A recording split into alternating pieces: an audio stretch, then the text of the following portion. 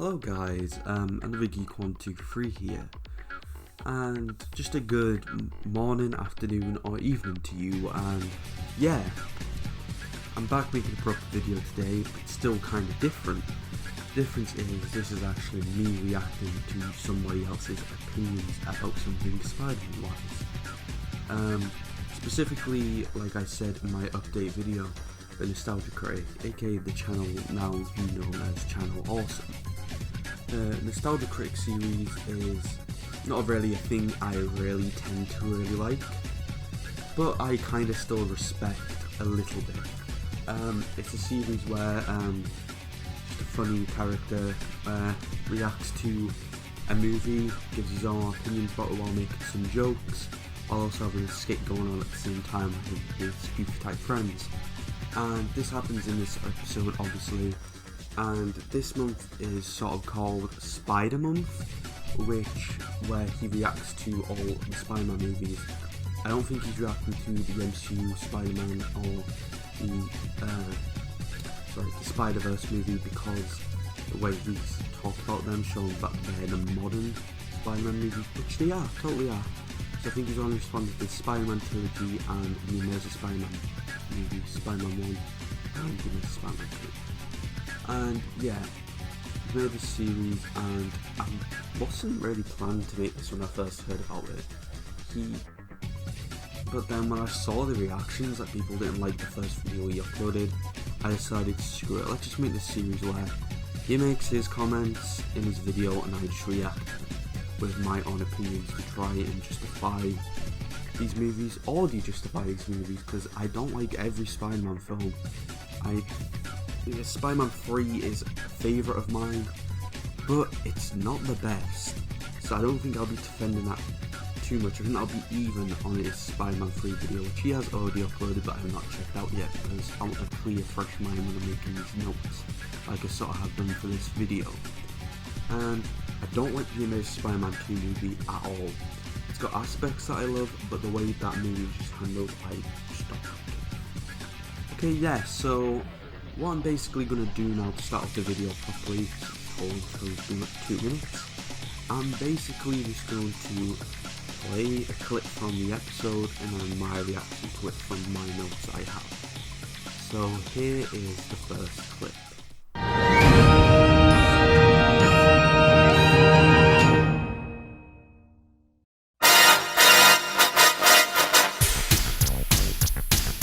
Spider-Man, Spider-Man, does whatever a spider does. Spins a web any size. No, he can't, he's a pig, sorry. We're not that good at rhymes.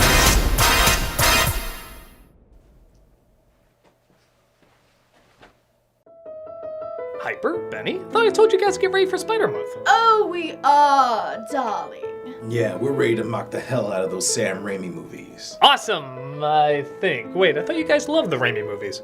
I mean, I've made fun of them for years, but you two have always defended them. That's one of the reasons I brought you in, to get a different point of view. Oh, that's when we were children, darling. Little babies. Oh. Yeah, we've grown a lot since then. As you can tell by our grow-upping demeanor. Oh, really? So now you see them as silly movies? Of course, darling. The Raimi films are ridiculous. Laughably ridiculous. That's so funny. I've been saying that for years, and everybody's been looking at me like I was crazy. They are awful. Simply the worst kind of awful. Well, I don't know if I go that far. Now that we have real Spider-Man movies, As well as real comic book movies in general. we've been enlightened with age, and now we see them for the shit that they really are. Well, I wouldn't call them shit. What are you talking about? You've mocked them more than anyone, darling. I know, but I guess I've always had a bit of a soft spot for them. Gasp! Are you saying you actually like those baby movies? Yes, I don't know. Compared to the millions of other comic book movies we have now, they are kind of unique. Looks like he's one of those man-children that can't let go of his happy memories. Hey, there is good money to be made with that. I mean, I was telling you guys these movies were silly. You obviously haven't matured like we have. Come, dear, let us venture to where the adults are. Joke's on you, you're on the internet, a mental fountain of youth. Nobody grows up here!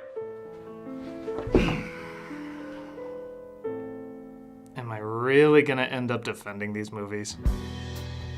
there's an interesting backlash that's been going on with the Sam Raimi films as well as the Mark Webb films. In honor of Spider-Month, we're going to look at both of these series, but for now, let's start with the Sam Raimi movies. In the past, they were mostly well received, gaining praise from critics and audiences, and even hailed as trailblazing groundbreakers. With the release of even bigger fan favorites though, like the MCU Spider-Man films and even the Oscar-winning Into the Spider-Verse, many are looking back at these and seeing them as, well, corny. It's a Norman Rockwell type of superhero, light, goofy, and living in a romanticized universe. No playing in the streets. Yes, Mr. Spider-Man. Okay, so this is just a skit trying to keep the consistency to episodes and tell us he's looking into Spider-Man. Nothing bad here, just, again, this is what his episode's like I said at the start of the video, and yeah, totally respect that. And yeah, it's a good sort of intro for the type of show he has to talk about Spider-Man. Don't get me wrong, the first two Superman movies do the same thing and they're hailed as some of the best comic book films ever made. But how do I put this? If Superman is the Murder in Mississippi of Norman Rockwell's work, Spider-Man is the After the Prom of Norman Rockwell's work. The Supermans could get really intense, morally difficult, and epically powerful. Kids could watch them, but they were mostly for adults. The Spider-Mans were occasionally emotional, but leaned more towards non-threatening imagery and ideas. I still have no idea why this movie is PG-13. Was it this look? Cover your children's eyes! The Spider-Man comics could be goofy too, but they didn't shy away from dark choices and heavy themes, treated with as much seriousness as possible. These... Are you in or are you out? It's you who's out, Gobby. Out of your mind. do seem to be more kid-focused, don't they? So, here he mentions the first two Spider-Man movies as intense, powerful, and for all audiences. He says this about the Spider-Man comics as well, saying that they could be goofy, but they could also be mature. But he says these movies could get emotional at times, but it's still mostly for kids, showing the obvious references to the goofy parts of the comics, when there's obviously many more references in these movies to the mature parts of the comics as well, while still having a deep emotional message. He also states how he cannot see why it's a PG-13 in the US, when this scene in the first movie should justify how intense and powerful this series can get, like the first two Spider-Man films. This final montage, which he does mention at the end of the video, but this scene that you're seeing right now just justifies why it's intense to me, and it deserves the PG-13 rating. But with all that said, this is a very unique universe I don't see much in comic book movies. There's tons of films like Batman, there's tons of films like Iron Man, but with Spider-Man, nobody really talks like they talk here. Nobody really acts like how these characters act. Nobody lives in such a friendly yet odd environment. It's like if Pleasantville had pumpkin bombs, right down to Tobey Maguire's in both of them. Okay, so here I have to give him some credit, a tiny bit. Most of the time the characters in this universe do not talk like normal people. But this is not a bad thing. Once again, this is to try and link it to the comic books. Sam Raimi was a very big fan of the original run of the Spider-Man comics, but that's why he implemented for the characters to speak in the same way. After this, we get another comedic thing for how his show is, and he just says he will have to look back at all these films starting with the original. Again, just setting up the episode, which I totally am fine with. In production hell for years, Spider-Man was handed from creator to creator trying to bring it to the big screen, with one of the biggest names being James Cameron. But like most things he holds off on, he just kinda gave it to someone else. After proving he could make continuous good movies with a strange, dark edge to them, Sam Raimi was finally given the reins for the project, being a gigantic Spider-Man fan himself. Now keep in mind, comic book movies were mostly seen as box office poison at the time, so this was a bit of a risk. However, there was a holy trinity in the late 90s and early 2000s that changed people's minds: Blade, X-Men, and this. This very clearly was the biggest hit out of all of them, and many claim got the ball rolling for comic book movies to be the cinematic empire they are now. So this film is owed a lot of things. But, as we asked before, does it still hold up 18 years after it came out? And can the people who grew up with it still find appreciation in its bizarreness? Well, I imagine that might be harder for some than others. This is Spider-Man. Yeah, I know this is just another intro, but I will give him credit. All the info he said here is all very much correct. So at least he knows why this material is respected, at least. After the opening credits to the Spider-Man video game, no, really, tell me you couldn't see this in there. Help! Please! I'm going to die! We get a narration from Peter Parker, played with mild disinterest by Tobey Maguire. Who am I? You sure you want to know? The story of my life is not for the faint of heart. Let it be known the third line of this movie has faint of heart used unironically. If you're really surprised by anything awkward that follows, you can't say they didn't warn you. Okay, so here he talks about the opening credits to the movie. First off, with the CG of it all, he references it to be as bad as the Spider-Man 3 video game, which I kind of admit it did make me chuckle. But to think about it, this is very impressive for something as big as a city for CG. Like the first ever CG full-length movie, Toy Story, only released 6 years before this came out. And this wasn't even the main part of the project. This was simply just an opening credits. So maybe expecting something like the Mysterio scene in Far From Home would be a stretch. I know he didn't say that, like anything about that Mysterio scene, but it's still just an example not to expect anything big like this from a 2002 film as a CG opening credit, which isn't even the main part of the project. He also mentioned about the quote of the opening scene saying it was cheesy, but as a 17-year-old, this honestly does not affect me at all. It isn't as bad as the other things I've seen in this series. But again, this just links back to Raimi wanting it to feel like a 2000s version of the classic comics. We see Parker chasing the school bus as it appears he's so geeky, even geeks won't let him sit next to them. Don't even think about it. God, it's like a POV cam from when I was in high school. I mean, let's look at my yearbook picture again. Do you know what? Not much to comment here. I always found this odd when I was younger, with geeky kids like Peter not letting him sit down next to them. But now I think about it, it's the show that literally, as Greg Heffley would say, he's at the bottom of the social ladder. He's not even good enough to sit with the geek clique, whatever you call it. Also, fun fact, this girl was meant to be Liz Allen of this universe. They go on a field trip with a pretty fucking weird teacher, even as these movies go. You were talking throughout that woman's entire presentation. What is going on? Let's go talk about how we listen. The next person who talks will fail this course. I kid you not. Daniel, how many times have I told you students can't teach the class? Yeah, this one is actually kind of reasonable in its own way. It hasn't aged well with the teacher actor clearly being younger, but for how films were back then, with teens were being played by people that were Maguire's age, and maybe a thing as one small character, just wasn't important to see Peter.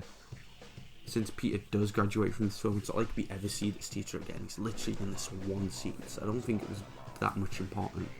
However, this is definitely the biggest ammo I have seen against this series about how ridiculous they look to be tried and be teenagers in that scene with that teacher as well that's clearly younger than them. Peter tries hitting on Mary Jane, played by Kirsten Dunst, asking if he can take her picture. I need one with a student in it. Don't make me look ugly. That's impossible. Now, for a long time, I didn't really get what Mary Jane was about, as she was just sort of written as nice. I think Dunst had the same issue because she looks like she has no idea what to do with this character aside from being nice. When I read more Spider-Man comics, though, I found she's supposed to be more of an energized extrovert. Kind of like Rogue from X-Men, or Andrea Beaumont from Mask of the Phantasm, or, honestly, Kirsten Dunst from Eternal Sunshine of the Spotless Mind. So she can clearly play this role of someone that has a tough life, but puts that energy into being super active and positive. Here, we got the tough life part down, but every scene it looks like she's praying, nay, pleading for direction about what her character is supposed to be, as she's running out of ways of just being nice. Harry, relax. You'll think I'm a stupid little girl with a crush. I'd like a cheeseburger. No, I guess not. You are amazing. I'm in love with somebody else. I wanna act. Somebody, please. There's only so long I can smile like a sitcom wife who's dead inside. Okay, so before this, he just made a joke about William Dafoe's acting in this film. But I wouldn't say it was calling it bad, he was just saying he acts like someone else. He also made fun of the spider's name, which yeah, is reasonable, I guess. And it made a quick joke about Flash shoving Peter. Now, so cool, you get MJ's character, you read the comic books and you read the classic comic books. You understand that she has the same problems in the movies with her family. But here, just because she doesn't act like the MJ that can hide her emotions most of the time so well in the comic books, like she acts like the typical cool 60s girl, doesn't mean she's like how you describe her in this clip. It isn't shown in the strongest way, but clearly to me this performance shows she was trying to hide her emotions in just a nice, natural way, since in the 2000s to pretty much that's how people would be like back then. And heck, even I do it now when I go through a rough time. I can either snap at people or I can be like MJ in this movie and try and be as nice as possible, even though it can show I'm not in the best mood. Meanwhile, Peter makes it home to his Aunt May and Uncle Ben, feeling the effects of the spider bite. You won't have a bite? No thanks. Had a bite. What's that all about? Maybe our wallpaper's making him sick again. Why did we go at VeggieTales' funeral? Peter begins to transform, as that seems to be the pattern tonight, with Norman using himself as the human trial. We'll have lost the contractor quest, and Oscorp will be dead. Get me the promochloroparazine. We will perfect the ultimate mouthwash. Dick. He's exposed to all his farts from the lighthouse, causing him to go insane, killing his partner. Meanwhile, Peter, through spider science, seems to wake up cool. Oh, creepy boy with his room window staring right at his high school crush. I think those hands were hairy and wet long before that spider ever bit him. So basically before this, we just had a couple of small jokes about Peter being bitten and Norman being notified about his deadline, which is just okay. It's just to match his show's humour. Another's clip was mostly just more jokes like this, but I'm not sure if he's actually saying he liked or disliked both their origins happening at the same night. Well, I think this is great, showing the parallels of them both, and it also just makes the pacing work so very much well, so we don't have to see the last minute villain origin like we see in other movies. For example, to me, one of the worst superhero films I've seen, Fantastic. Everyone had their origins at the same time with the Fantastic Four, and we did see Doctor Doom was going through very bad shit, but we've seen him turn into a villain very last minute before the big montage. I'll just forget about that. Hey, Michelangelo, don't forget we're painting the kitchen right after school. Got it? Don't start without me. And don't start up with me. I don't have a prayer to survive this film, do I? No, dear. Honestly, what was a matter with that? It's honestly just set up of Peter being happy and Ben being happy about that. It shows that as long as Peter's happy, Ben can be, even with the problems before about him not being able to find a new job. It's also the setup later on in this film, how much Ben and Peter mean to each other. At school, Peter discovers he has amazing abilities, and Mary Jane discovers she can't even have lunch without having to be rescued. Now, apparently this wasn't CGI, and it took 156 takes to finally get this right. But I don't know, if that were true, I think the reaction would be less this. Wow. And more this.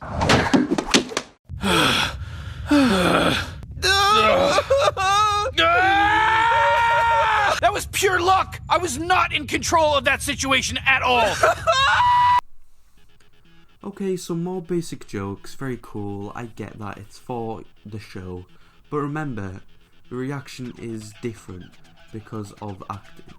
We had to stay natural in case they fucked it up, and they had to keep trying again. Peter leaves school and discovers even more abilities on the rooftops.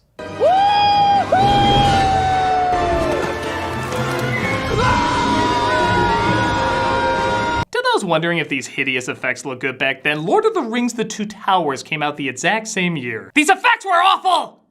But don't worry, as the film goes on, they get... These effects were awful! Right, the effects didn't age well, I get that, I can agree with him there. But I think the difference is, to that and The Lord of the Rings: The Two Towers, is that movie, to me, mostly focused on its effects, hence why it won Best Visuals. It was clear that the visuals were so tied with the story to work. But to me, Sam focused on the story and wanted to experiment with practical mixed with CG. He wanted to, he just wanted a clear story, and with the effects, he tried to experiment with them, but that clearly wasn't the main thing. Spider-Man's character is about emotion more than the action to me, and I think that's what Sam tried to aim as well. And they were the best parts of the effects of the film as well. The parts you put in were just the CGI parts, which probably didn't have that much money put into them compared to the mixed ones, because practical effects can cost a fair bit as well. And mixing that with CG effects can cost a reasonable amount of money to me. I'm not too sure. Up and away, Web! Peter tries summoning his web again, but can't seem to recreate it. Fly! Shazam! Go, Web, go! Maybe if I think of banging Mary Jane. There we go! I like where he lands on the ad, similar to how a bug would land on a windshield, but the fun stops when he realizes he forgot to get home in time to paint the kitchen. Uncle Ben's drunk again. Oh. It looks like Mary Jane's father is yelling at her, which might be why this awkward romantic scene comes across like two 6-year-olds acting in a school play. You can just see what's coming. And what for me? You're gonna light up Broadway. You're taller than you look. I hunch. Don't. Honey, what are you doing? I'm writing the Spider-Man movie. Well, stop hunching over. You're gonna ruin your posture. Just let me work. Great, I wrote that into the script. Who cares? Nobody's gonna listen to the romance in Spider-Man. But whatever you want, as long as there's nice music. I guess that's true. I'm gonna go back to helping George Lucas write the Star Wars prequels. Hey! How many times have I told you not to track sand in the house? It's coarse, rough, and it gets everywhere! Okay, so I'm not sure by how he felt about this kitchen scene, but to me this shows how even though Peter's developed these powers and got to beat his bully, he ended up forgetting to do something for the person who has done the most for him as well. Also, I think this romantic scene is made to be awkward. It's literally two people starting to properly talk and connect with each other. By my own experiences, this can end up like this a lot. You don't get comfortable with people straight away.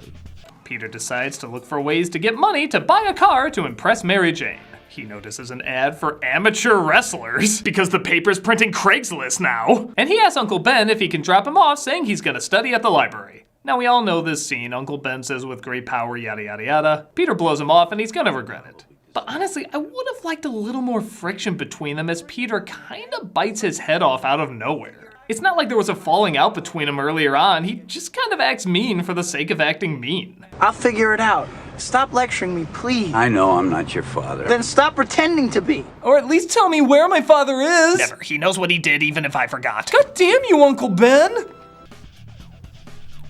Okay, so in the newspaper thing, I get it's kind of a joke, but it was typically a thing in the early 2000s.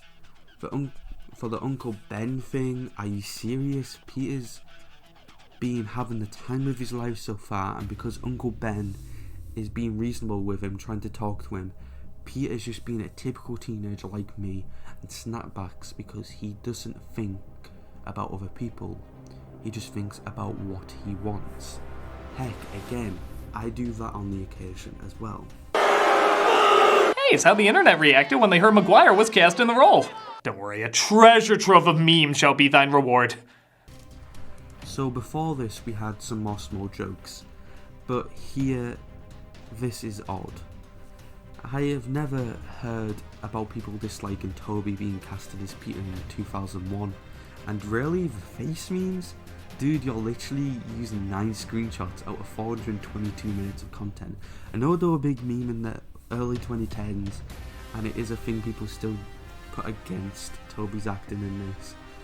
But I get that the acting isn't the best in the series, but I think other than them moments, Maguire really handled this well with Raimi's directing and Coop's, Sagant's, and both the Raimi's brothers writings. Snap into a Spider-Man! After honestly a really great action sequence, probably my favorite in the movie, which is a weird problem, but we'll get to that. Peter doesn't get all his money because he defeated him too early. I need that money. I missed the part where that's my problem. Ooh, another possible reason this was PG-13. Avert your eyes! It's as much skin as the Little Mermaid shows! The manager gets mugged though, running past Peter, who gets out of his way. Thanks. What the hell's the matter with you? You let him go! Well, as a security guard, we always advise kids to stop armed men, idiot! Okay, so for the wrestling scene, this is an example of the practical effects, but it's also the most realistic of the action scenes. It's literally just a wrestler trying to fight in a ring. I agree, it's probably one of the best action scenes in the movie, but still, that's probably why. For the photos in the background thing, it's literally there to just show you this isn't an environment for children. It's for mature men that don't care as long as it's about typical male stuff back then, including women. I'm not going to repeat what I said about the movie is PG-13, but a small detail like that isn't the case. Joe Connor. For the cop scene, first, Peter isn't really a kid at this stage. He's literally about to graduate, and if he didn't lie about his age to wrestle, he is 18 years old. If he could because that's how old you have to be to wrestle. So, also, the cop has probably seen what he's just done to a massive wrestler, so a small guy like that won't be a problem to him, and that's why the cop said what he said. You could have taken that guy apart. I missed the part where that's my problem.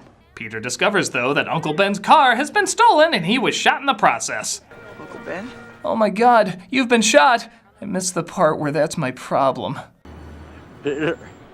Finish painting the kitchen. Uncle Ben dies, unleashing his spider rage. Let's see, what'd he tell me again? I wasn't listening. With great power comes great vengeance. Lots of vengeance. Good advice, Uncle Ben! So the effects here are pretty hit and miss, with sometimes them looking pretty smooth and other times looking like the 90s cartoon with 5 pairs of sunglasses on. The funny thing is, a lot of this sequence is hard to see, but the part you're supposed to not see, the carjacker's face, is clearly shown in a number of different shots. Oh my god, it's you! I only had 12 opportunities to notice that!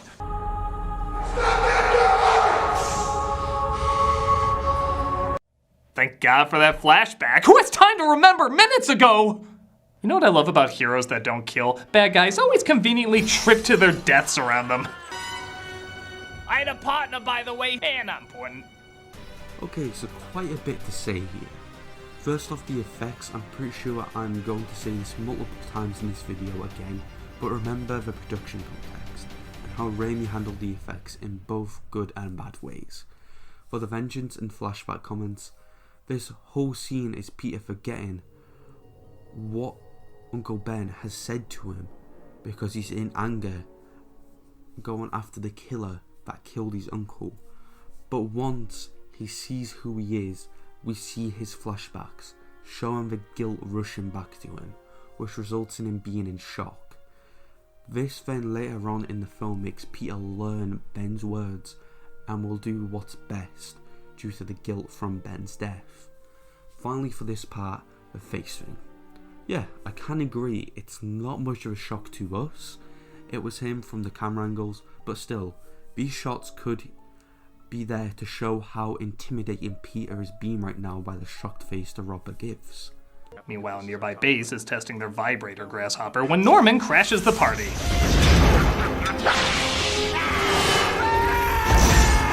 That seems how a general would react. No duck and cover or locate any weapons, just tell my wife I died, not screaming like my wife!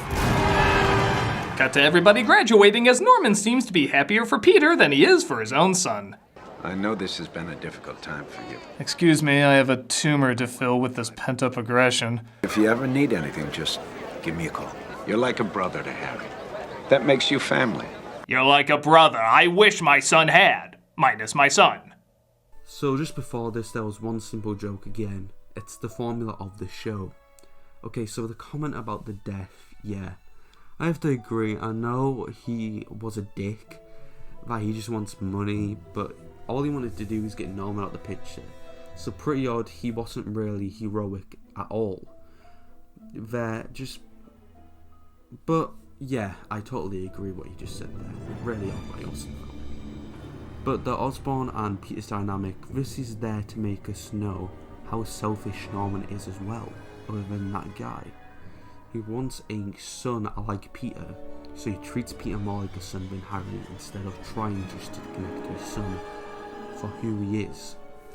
We already know he put Harry in pretty much every private school that he could for him, but this probably forced him to also focus on subjects like science, which Harry isn't really interested in, as we see again in the intro when he's like, Peter, who wants to know that line? This all is a part of a brilliant setup to show how the boys will interact with each other for the rest of the movie and the two other movies. Again, Norman is just being selfish here. It shows that, and then again, it just sets up the two boys' relationships. Spontaneously cut to Peter crying. Trust me, you'll get used to that. As he admits he was thinking about Uncle Ben. Get used to that too. You were meant for great things. You won't disappoint him. Unless you give a really weak entrance by awkwardly walking by papers, barely showing your mask when you had an epic World Trade Center intro from the teaser ready to go. Yeah, Batman shows his wings, Superman flies, Spider-Man judges you like you ate his McGriddle. Spider Epic! Yeah, this scene from the teaser was clearly meant to start this montage off, but it was cut due to 9/11. They have a second of it in there, but it's played so fast without the original build-up that if you blink, you miss it. It's super weak, allowing us to focus on how kind of weird a lot of these New Yorkers are. Even by New Yorker standards. He stinks, and I don't like him. Some kind of freaky Lou or something. Wackadoo. Wackadoo, taking yous in the thirst bucket to the stoop to get the pie. Get a load of this. What, were Kim Possible and Ron Stoppable robbing a place? Guy with 8 hands. Sounds hot. I am 100% digging this Xena reboot. The blonde looks great. He has those tights and that tight little... Whoa, watch it. This is a PG-13. You can't say... backside. Okay, so first off about this crying comment. This character is run of guilt about his uncle. And literally he just had one of the biggest events in his normal life. And the biggest person to him is not there. Of course he's gonna cry. For the montage comments, cool. Get the production context. Cool, you get why it was all cut. And yeah, it will be awkward. So that's the best they could work with. So that's all I have to say about that. For the costume designs and the lines of the civilians, yeah. Growing up, I always thought that they were weird. But again, this is made to sort of be a montage of random civilians reacting to something so odd. So yeah, we see funny and odd comments instead of it just being like an action figure commercial of someone going, cool man, look at him, he's Spider-Man, that type of stuff. Or someone just going, yeah, he's alright. Yeah, you could do that in a comedic way, but I mean in the way where he's like, I'll just say it in my natural voice in life. Yeah, he's alright. Yeah, that wouldn't really work to me. It just gives the city some personality.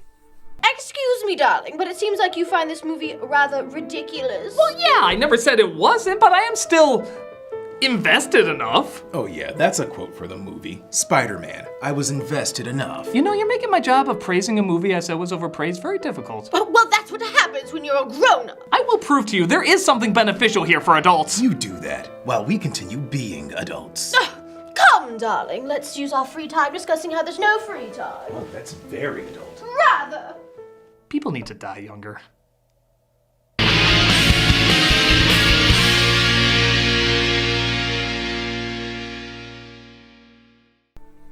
Yeah, I know this was just a part of his skit for the episode and it went onto a break, but here at least we see he is trying to give the movie some credit.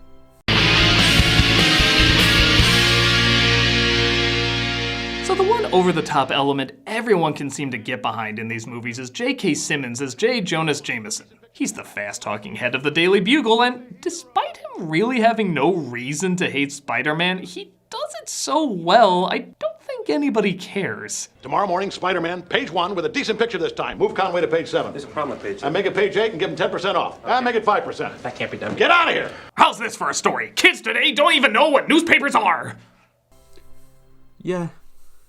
See, he actually agrees with something. He likes J.K. Simmons' role as JJ. Who doesn't? At least here, he gives credit to something which I think everyone likes about this trilogy. I know he made a comment about him not having a reason to hate Spider-Man, but he did say he actually didn't mind about that as well. But to be honest, before this and even now, JJ doesn't really have a reason to hate on the hero as much as he does. I think before this movie, it was only the 90s cartoon that actually gave him some reason to hate masked heroes in general. Norman finally reveals himself to the world as the Green Goblin, and it's just as dumb looking as you remember it. Hello, my dear. Now, I'm not going to pretend this is an easy character to bring into a three-dimensional world, but look at these other concepts. When you see what we could have gotten, it hits you even more how Pez dispensary he looks. Before we got to this stage, he talked about the other plot points before this, but they were just jokes, nothing much to cover. But I can agree with him mostly, but I can disagree the littlest bit. And compared to what we got, like he's shown, and even the mask that was actually tested on him and made before the final decision, this costume is definitely disappointing. However, compared to what this suit was inspired by, it actually kinda holds up a tiny bit compared to other costumes in the early 2000s. Things don't get much better when Spider-Man arrives. I mean, they do, just not in the way I think the movie intends. This action sequence, after not having watched it for years, is one of the craziest goddamn things I've ever seen. Just look at this as an adult, with the weird imagery, shitty effects, and over-the-top acting, and tell me this isn't a drunken Power Ranger battle. Everything about it is totally insane. Look at this kid. Did he get high before coming there? What kind of expression is that? Why doesn't his mom just grab him? He's right there. Is that balloon moving backwards? The fuck? Why does this girl act like she's in a Mentos commercial? It's Spider-Man! The Fresh Maker. Impressive! What, talking without your lips moving? That fucker's dead. Jesus, that looks awful. Did we even get a shot of Spider-Man standing up seeing the Goblin coming towards him? We just cut to him running like a stunt show. Did they fast forward Mary Jane? What are they doing? Jesus, that looks awful. What? We'll meet again, Spider-Man! Did he just pull it? I'll get you next time, Gadget. Okay, yeah, I can agree with him most of these comments about the sequence. It's not the best, but for sure by how much stuff was in there, we've got to give some credit. Some parts can be good. For example, I actually think the sequence where Spidey catches MJ is brilliant to me in the scene. I just think it went a little too far on that comment a bit. Is that a dummy or did he die in midair? Why was it hard to get a person in a spider suit to hold her? Don't mind us, she just needs to use the elevator. Ha. So as you can see, this entire action sequence is completely nuts. I cut this part separate because that shot compared to the rest I can agree on. It is the worst shot I have seen. I don't know what happened while they were filming it, but it's so obvious it's a dummy. I'm not being harsh, I love the movie, that's why I'm making this video, but from what I have seen, everyone can agree on that one. Norman goes to the Daily Bugle to find Spider-Man's photographer. Jameson, you slime! Slime? Oh, chalk that up to another reason this was PG-13. Who's the photographer who takes the pictures of Spider-Man? I don't know who he is. His stuff comes in the mail. You're lying! I swear. So Jameson's willing to put his life on the line for Parker? That's like Bluto sticking his neck out for Popeye. It's possible, but you gotta explain it. Okay, so just before this, he made some jokes about Norman's split personality scene, but he didn't really make fun of it, so that's why I skipped it. But again, here, just shocks me. JJ can be loudmouthed person, not very nice at all to people. But dude, come on, he hasn't been that bad to ruin people's lives other than Spider-Man's. Yeah, Goblin wants to ruin Spider-Man's life, but he doesn't want Peter to get hurt because he's literally his employee. And there is proof of that. We didn't need anything before that to prove it. This is the literal proof of that. Spider-Man appears, but Goblin has a way to knock him out. Oh, I do hope it's a silly way.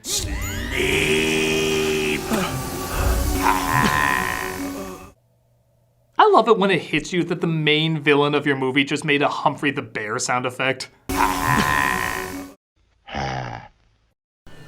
Okay, so yeah, this was quite silly, especially with the line, sleep. But this is the type of stuff he would do in the cartoon and some classic comic books. And also, in the next scene, he's trying to get Spider-Man to be on his side with him. So why would he hurt him before that? Goblin paralyzes Spider-Man and offers him a chance to join Goblin in being crazy! You and I are not so different. I'm not like you. Eventually they will hate you. Why bother? Because it's right. And other cliche lines from the 40s. Why doesn't he take his mask off? I mean, he tells him to think about his offer, but why doesn't he just take Spider-Man's mask off to see who he is? I could take your mask off right now. I know, but don't. But I want to. I don't want you to. But I could. But you won't. Why? Chicken thigh. Well, I guess you got me there! Okay, yeah, another reasonable point. It would make sense to put off his mask. I totally get that. But it's just so we don't finish the movie too early. After that we get, another scene where Peter and Mary just talk. I do hope it feels more like status updates than actual conversation. How's it going, Ruth? Why so interested? I'm not. You're not? Well, why would I be? I don't know.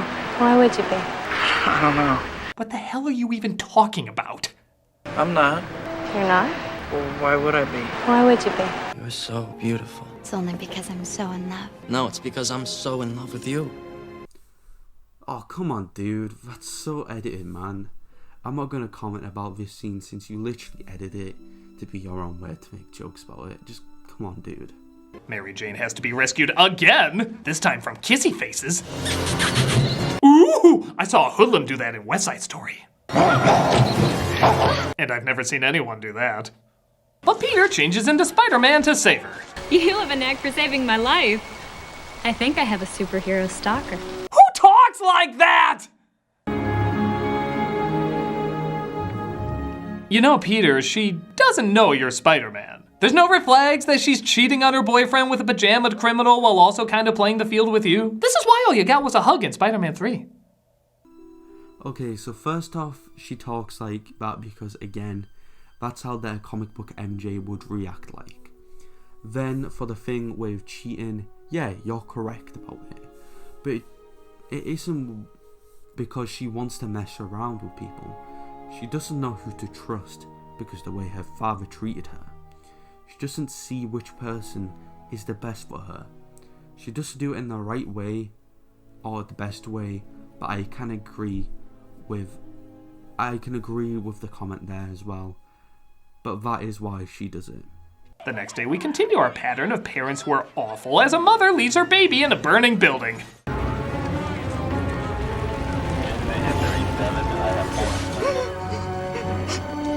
Yep, Spider-Man's gonna die in a burning building with a baby. This movie suddenly got super dark on a whim. Well, that was suspenseful.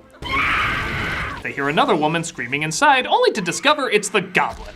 What about my generous proposal? Are you in or are you out? It's you who's out, Gobby. Out of your mind. That line's like a pendulum. The more it repeats, the more you die a little. They fight in the fire, with Spider-Man getting his arm injured, but both of them flee. This part is just, again, a comment about the line. That's him making a quip. It's the same type he would have said in the comic books. Just in time for turkey. Yeah, I'm tired of nobody putting this on their favorite Thanksgiving specials. Norman, will you do the honors?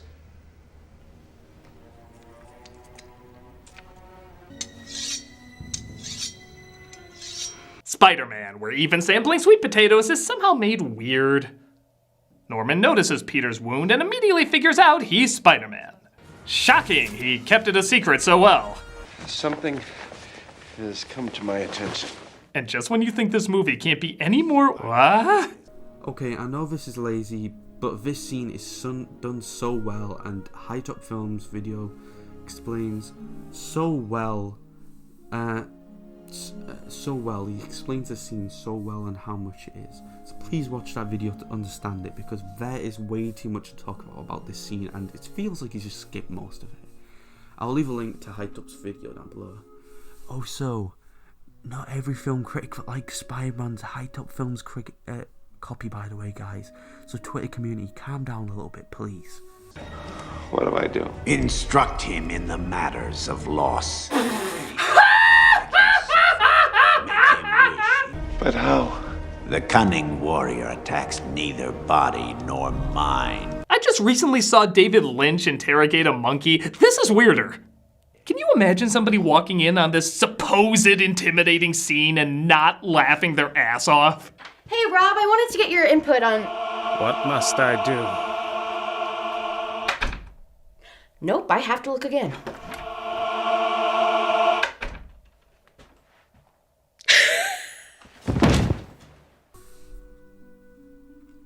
Okay, so yeah, I definitely can agree. If I walked in on this, it would be strange and I would probably laugh. But you gotta understand, this is all made to show how on edge his mind is. You see him crawling as Norman, who's so lost, begging like he's a slave, and the mask and the voice represents Green Goblin, who's controlling him. The music with this also shows how on edge it is as well. This leads to, believe it or not, an even crazier ass scene when he crashes in on a praying Aunt May. Deliver! Finish it! Finish it! Evil! Oh my god! You can't see anything like this in another comic book movie. It is so precisely odd. I want to see him do this for other things that people should wrap up. Beelzebub has a devil put aside for me. Finish it! For me! Finish it! For me!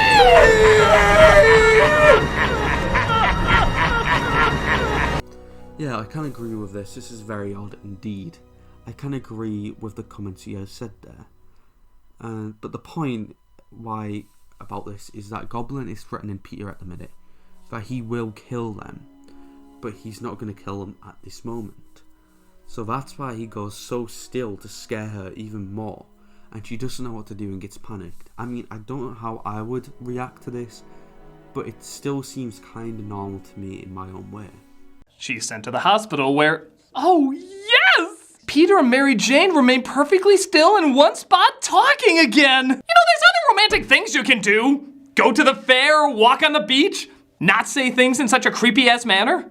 You feel excited, and at the same time, terrified. Call the police. Okay, so again, you have edited that with the music on purpose to get your point. But you also mentioned at the setting, they're not on a date, they're literally just talking whenever they meet and connect with each other, showing that they don't have to be in a romantic setting. They're just people trying to connect. Harry sees Mary Jane flirting with Peter, though, and goes to tell his daddy. I haven't always been there for you, have I? I've lost sight of that somewhere, but I gotta make it up to you, Harry. I'm going to rectify certain inequities.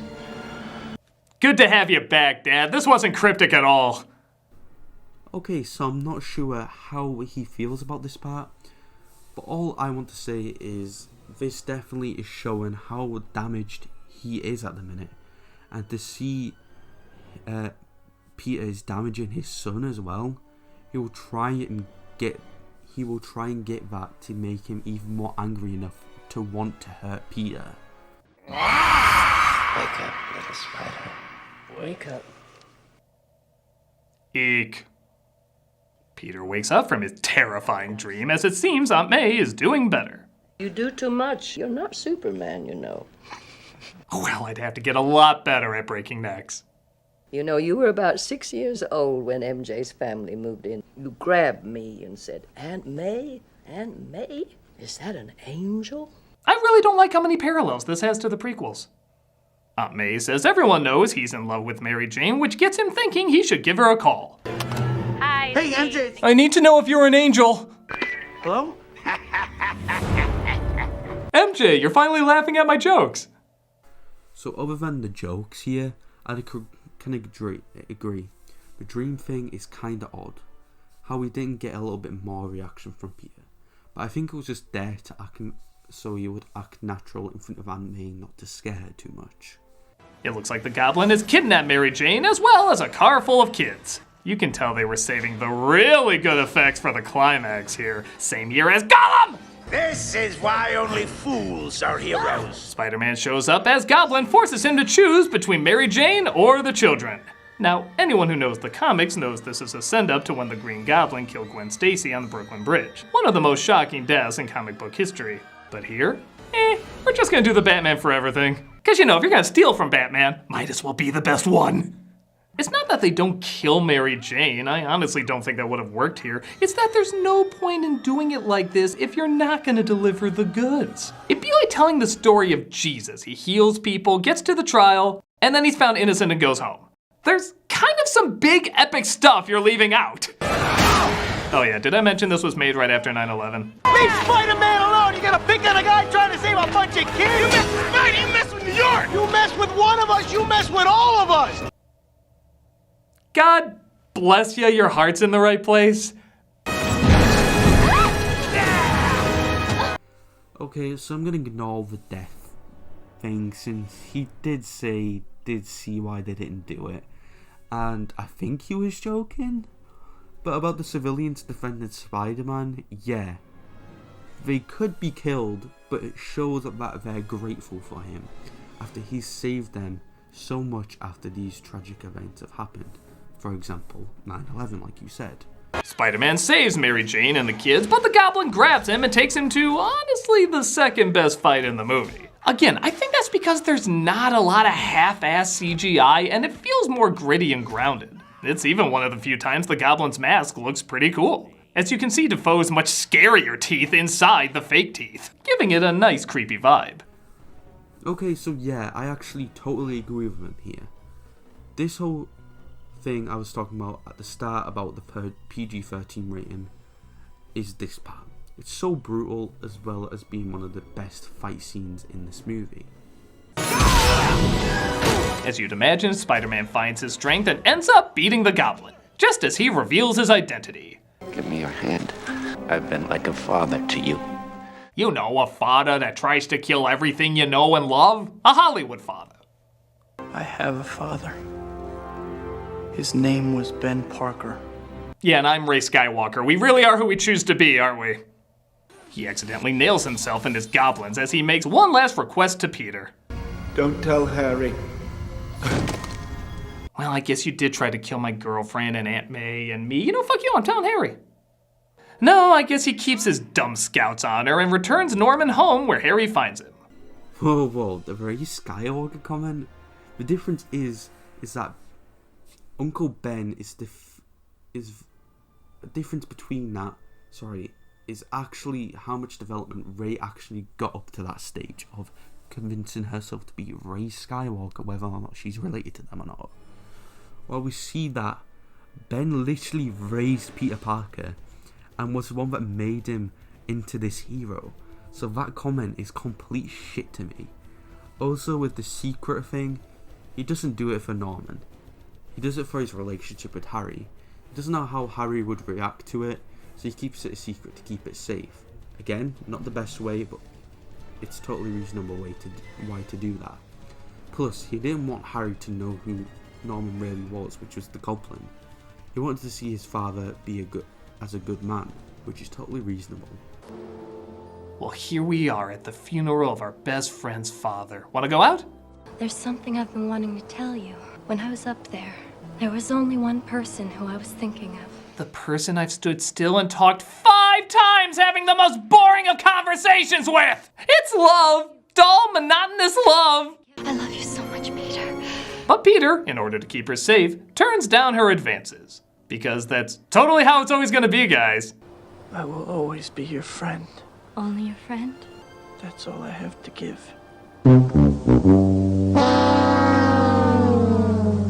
Whatever life holds in store for me, I will never forget these words. Bros before hoes. With great power comes great responsibility. He swings towards an amazingly convincing American flag that totally wasn't put in at the last minute. Okay, so I'm going to ignore the conversations comment because he clearly just doesn't like them scenes. But just about the comment about his choice, it's not like he knows what's going to happen in the future. Stuff might change. But it's also not like he's just done what Andrew Garfield did at the end of The Amazing Spider-Man. And the final comment about this part, the flag comment, I don't understand it, it's just fine to me. And that's the end of Spider-Man. It certainly is. So, Critic, with all the jokes and mockery you made of this movie, has anything changed for you since you last saw it? Yeah, but it hasn't just changed for me, it's changed for you too. Oh yeah? What's that? Comic book movies. You see, back then there weren't that many, and I was waiting for the equivalent of The Dark Knight to come out, something that took comic book films super seriously. Instead, I got this, something silly, over the top, and mostly innocent. So I always kind of resented it, thinking we could get a much more serious Spider-Man movie. But now that we have films like The Dark Knight and even more serious Spider-Man movies, I can finally enjoy how one-of-a-kind this series is. But it's so ridiculous! Yeah, everything in it is so campy and goofball. But that's part of the fun. Its cons are also its pros. If you don't take it that seriously and just embrace the hilariously sugar-coated world, it is kind of fun. It's paced well, it's a decently laid out origin story, and its angles and imagery are very old school comic book. I know it takes liberties, but if you compare it to the liberties other comic book movies took at the time, this one actually stayed closer than others. And yes, this was the movie that arguably made the biggest impact in getting comic book films going again. And for that to be an innocent, gentle cornball flick instead of an extreme, dark, hardcore bloodfest, it's actually rather impressive. It's funny, a lot of younger people that grew up with this find themselves disliking it as they get older, but since I watched it with a more cynical mind and the cinematic environment around me has changed, I actually find myself enjoying it. If I focus on the passion and creativity rather than the details. I think this movie's gonna have a different reaction with different ages at different times. And you know what? If it broadens your point of view, that's not necessarily a bad thing. Well, there it is. Yes, there it is. So, do we like this movie or not? Well, I guess the little kid in me is always going to like it, and the adult in me is always going to find problems with it, darling. And the good news is, there's nothing wrong with that. Whatever you feel towards a movie is okay to feel. So okay, yeah, that's the last part of the video I'm going to show. And in conclusion, yeah, he doesn't really like this film for the filmmaking. But yeah, like, for what it was compared to the rest of the comic book films, he respects that and other people's opinions about this movie. Which, yeah, I can sort of say the same, I respect other people's opinions about these films. But you did edit some scenes on purpose to get your point across, which has pissed a lot of people off, including me. So hopefully when I react to the rest of his reviews, he doesn't do that, and I can give my opinion across like I've done in this video as well. So I hope you guys agreed with my comments. I'm not too bothered, but just comment down below whether you agree with me or him more. I don't mind, honestly. You don't have to lie if you're going to comment down below. If you want to comment down below how this video was in general to you, give some improvements, yada yada yada, that type of stuff, that would mean a lot to me. I know I just said yada yada yada like I don't care, but I honestly do. And if you want to give a like if you like this content, and a dislike if you didn't like this content. Again, if you dislike, you put down below why you didn't like it. You don't have to do that, but if you dislike the video, just dislike it. It gives me feedback to improve.